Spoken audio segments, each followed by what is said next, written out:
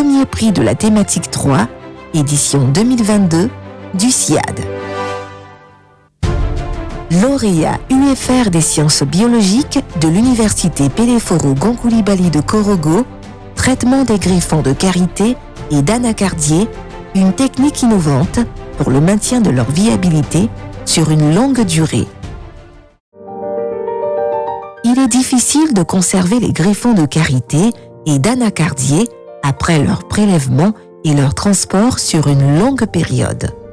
Ainsi, la viabilité des greffons est de courte durée, limitant le succès du greffage. L'équipe de l'UFR Biosciences de l'Université Péléphoro-Gonkoulibaly de Korogo, conduite par le professeur Dierasouba Nafan, a mis au point une innovation qui consiste à tremper les greffons prélevés successivement dans une solution javélisée, puis dans une solution fongique.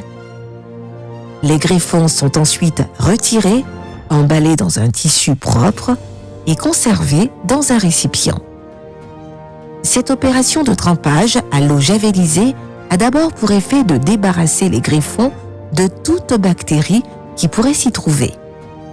Quant au passage dans la solution fongique, il permet de détruire tous les champignons qui sont sur les greffons afin d'éviter toute autre contamination lors du transport et du greffage.